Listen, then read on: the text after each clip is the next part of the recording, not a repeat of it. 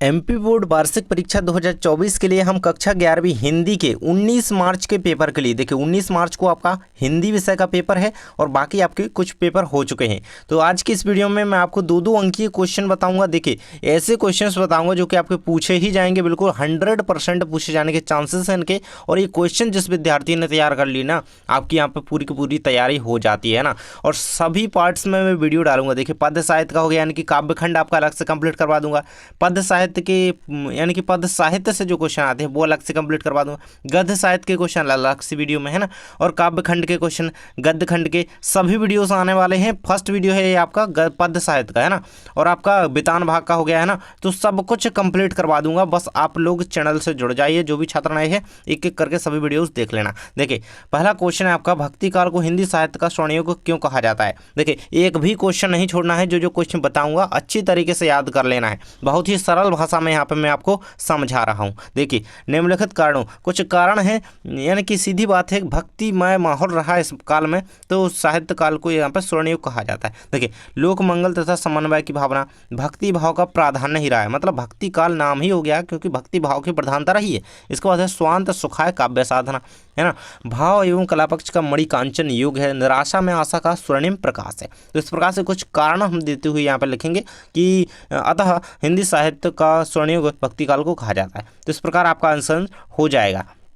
अगला क्वेश्चन है आपका सेकंड नंबर का। देखिए निर्गुण धारा और सगुण धारा में अंतर स्पष्ट कीजिए। देखिए सबसे पहले आपका अंतर रहेगा, निर्गुण धारा के काव्य निराकार ब्रह्मा की आराधना की गई है ना। निर्गुण धारा के काव्य में क्या है, निराकार ब्रह्मा की उपासना की गई है। तो आपको ये पॉइंट जरूर से याद रखना है, ऑब्जेक्ट याद रखना है भाई, कि निराकार ब्रह्मा की उपासना किस जो है धारा में है, तो निर्गुण धारा के अकॉर्डिंग, है ना। याद रखिएगा कई बार यहाँ पे आया है। जबकि सगुण धारा के काव्य में साकार राम एवं कृष्ण परमात्मा की भक्ति का अंकन जो है किया गया है। इसके बाद निर्गुण धारा के कवियों ने जाति पाति रूढ़ियों का विरोध कर समाज सुधार पर बल दिया है। जबकि सगुण धारा भक्ति धारा के जो कवि हैं उन्होंने भगवान श्री राम कृष्ण के लोकरंजक रूपों का वर्णन करके लोक मंगल पर बल दिया है ना।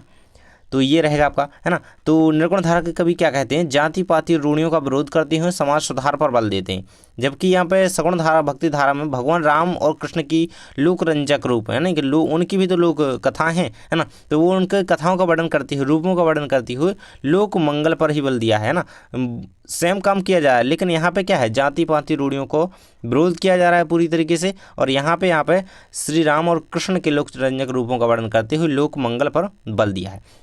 चलिए अगला अंतर है आपका, निर्गुण धारा के काव्य में रहस्यवाद एवं मन छवि शैली को अपनाया गया है। जबकि सगुण धारा के काव्य में समन्वय एवं सौंदर्य अंकन की जो है प्रधानता है। तो ये आप यहाँ पे रखेंगे याद। इसके बाद आपका अगला क्वेश्चन है यहाँ पे, नई कविता की विशेषताएं लिखिए। देखिए प्रश्न नंबर 6 आपका आएगा कि विशेषता लिखिए। अब भाई जिसकी भी हो विशेषता मैं आपको बता दूंगा, इस बिल्कुल मैं लिख कर देता हूँ, इसी में से आएगा, है ना। नई कविता की विशेषता लिखिए, छायावाद की विशेषता लिखिए। यहाँ पर 4 कहीं गई, लेकिन आपको कोई 2 विशेषताएं 2 कवियों के नाम के साथ याद रखनी है। प्रश्न नंबर 6 आपका जो आता है ना, 2 नंबर का क्वेश्चन होता है ना, उसमें विशेषताएं ही आएंगी, लिख करके रख लेना। 7वें नंबर का क्वेश्चन होगा आपका गद्य खंड से होगा। अभी एक वीडियो बनाने वाला हूँ मैं, बताऊंगा कि 6 नंबर के प्रश्न में क्या पूछा जाएगा, 7 नंबर के प्रश्न में कहाँ से क्वेश्चन आएगा। बिल्कुल एजिटेज क्वेश्चन बताने वाला हूं, और बता दूंगा कि 6 नंबर के लिए ये 10 क्वेश्चन याद कर लो, ये 5 क्वेश्चन याद कर लो, और 7वें नंबर के क्वेश्चन के लिए ये 4 क्वेश्चन याद कर लो, 8वें नंबर के क्वेश्चन के लिए ये 4 क्वेश्चन याद कर लो। ऐसे बनाऊंगा एक वीडियो, अभी कल ही वीडियो आ जाएगा, है ना। तो बस आपको वो वीडियो देख लेना है, और आपका 100% मैं कह रहा हूँ पेपर उससे बाहर नहीं जाएगा, है ना। तो ये आपकी नई कविता की विशेषताएं हो जाएंगी। तो आपको वो वीडियो चाहिए तो नीचे कमेंट बॉक्स में जानकारी टीच लिख देना, है ना। जानकारी टीच जल्दी से टाइप कर देंगे कमेंट में। यहाँ पे देखिए छायावाद की 4 विशेषताएं, देखिए आपसे 2 ही विशेषताएं पूछी जाएंगी, आपको टेंशन लेने की आवश्यकता नहीं है ना।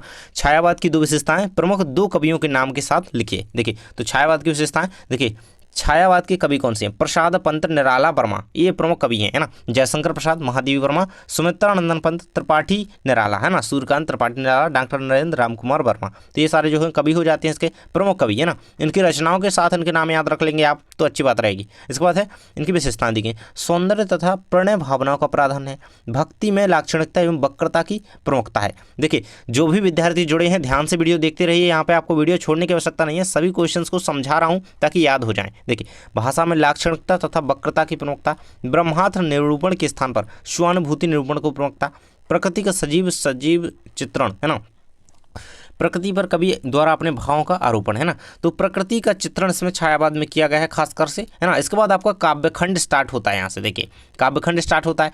तो काव्यखंड के क्वेश्चन देख लेते हैं हम, है ना। पद्य साहित्य का इतिहास कंप्लीट कर चुके, अब काव्यखंड रहेगा, फिर आएगा आपका गद्य साहित्य का इतिहास, फिर उसके बाद गद्यखंड के क्वेश्चन रहेंगे, है ना, पाठगत। तो ये पाठगत प्रश्न यहाँ से स्टार्ट होते हैं। मानव शरीर का निर्माण किन पंच प्राणियों के स्वरूप क्यों ना भिन्न भिन्न हो तत्वों से हुआ है।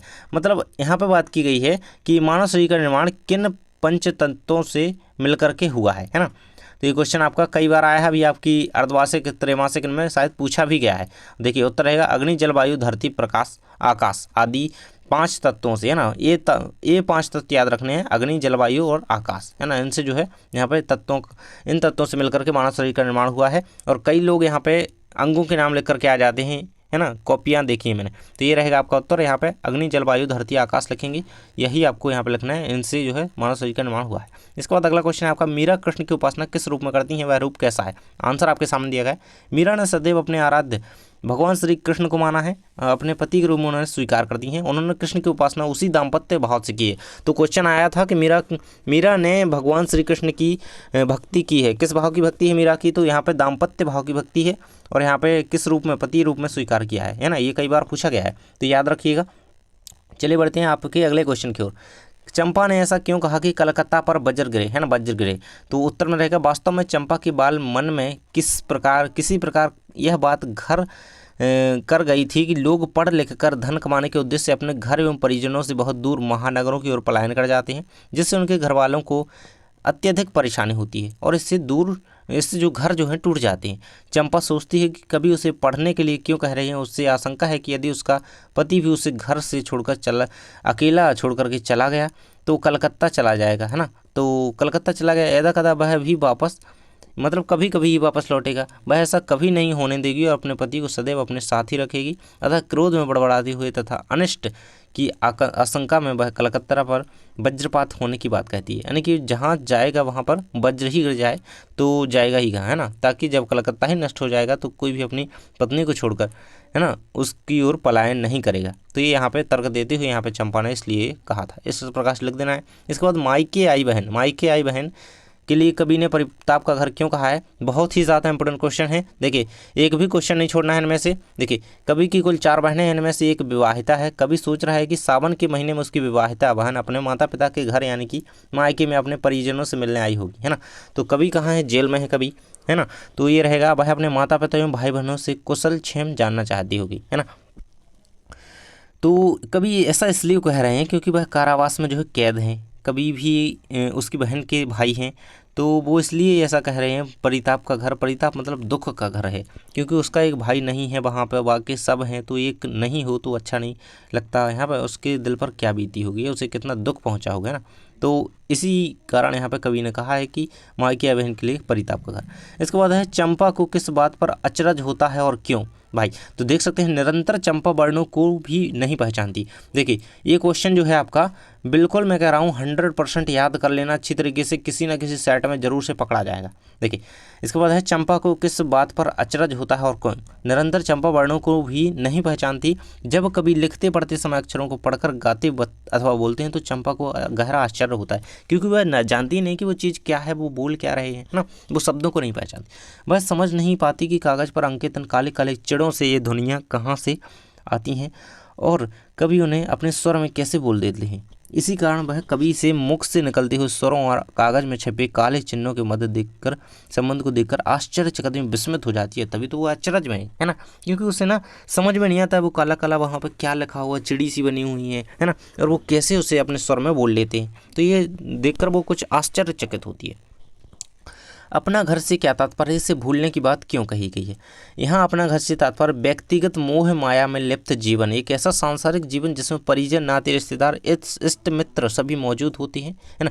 इन सभी के बीच रहकर मोह माया एवं अनुराग की उत्पत्ति भी स्वाभाविक है। कवित्री इसी मोह माया अपने एवं अपने पराये के आकर्षण जाल को तोड़ने की बात करती हैं, क्योंकि यदि व्यक्ति को ईश्वर को पाना है तो उसे ऐसे जीवन का त्याग करना होगा जिसमें मित्र हों, परिजन हों, है ना, इष्ट हों, ये सारे हों। तो अगर ईश्वर की प्राप्ति करनी है तो इन सभी का त्याग करना होगा, ऐसे ही यहाँ पे कवित्री कहती हैं। ईश्वर भक्ति में सबसे बड़ी बाधा यही है, अपना घर, है ना। अपना घर मतलब आपको बता ही दिया कि क्या है। कवित्री के अनुसार अपने घर को छोड़कर ही ईश्वर के घर में पहला पग रखा जा सकता है और भक्ति भाव से उनकी आराधना करके उसे प्राप्त किया जा सकता है। इसी कारण कवित्री ने सांसारिक अपने घर को छोड़ने की बात कही है ना। तो ईश्वर की प्राप्ति के लिए खासकर यहाँ पर कवित्री ने अपना घर छोड़ने की बात कही है ना। इसके बाद है आपका सबसे खतरनाक शब्द के बार बार दोहराए जाने से कविता में क्या असर पैदा हुआ है। तो क्या असर पैदा हुआ है? सबसे खतरनाक, देखिए ये आपकी कविता है ना, चैप्टर है आपका सबसे खतरनाक शब्द का बारंबार, इस कविता में सबसे ज़्यादा आपको यही वर्ड मिलेगा, सबसे खतरनाक, है ना। तो का बारंबार दोहराव वास्तव में इस कविता का सबसे बड़ा काव्य सुंदर है। इस वाक्यांश की पुनरावृत्ति पाठक के मन मस्तिष्क पर गहरा प्रभाव डालती है। वह पाठक के अंदर एक जिज्ञासा उत्पन्न करती है कि कविता में आगे क्या कहा गया है। साथ ही वह सामाजिक विरूपताओं के विरुद्ध आम मनुष्य के प्रतिक्रिया विहीन व्यवहार से उत्पन्न खतरनाक परिस्थितियों की भयावहताओं को उजागर करती है। यह वाक्यांश पाठक के विचार को विचार करने पर बाध्य करता है, उस विभीषिका की ओर संकेत करता है जो समाज को मात्र मृत प्राय कर रहे हैं। इसके बार बार प्रयोग से कविता में कथ्य प्रभावशाली ढंग से संप्रेषित हुआ है। तो इस प्रकार से आपको इसका आंसर कर लेना है, सबसे खतरनाक का उपयोग क्यों हुआ है उसमें बार बार। इसके बाद आपका अगला क्वेश्चन है, यहाँ पे देख सकते हैं अगला आपका टॉपिक ही यहाँ से स्टार्ट होता है, गद्य साहित्य का इतिहास, है ना, विकास क्रम प्रवृत्तियाँ। इससे जो क्वेश्चंस बनेंगे यहाँ पर नीचे सारे क्वेश्चंस दिए गए हैं, है ना। इसके बाद आपके गद्य खंड के क्वेश्चन दिए गए हैं। तो आपको जल्दी ही अगला वीडियो यहाँ पे मिल जाएगा, है ना। दूसरा वीडियो जा करके देख लेना, अभी अपलोड हो जाएगा। तो प्लेलिस्ट चेक कर लीजिएगा यहाँ पे आप, वहाँ पे सारे वीडियोस आपको मिल जाएंगे, है ना। तो आगे के क्वेश्चंस हम अगली वीडियो में देखेंगे। थैंक्स फॉर वॉचिंग, मिलते हैं अगले वीडियो में।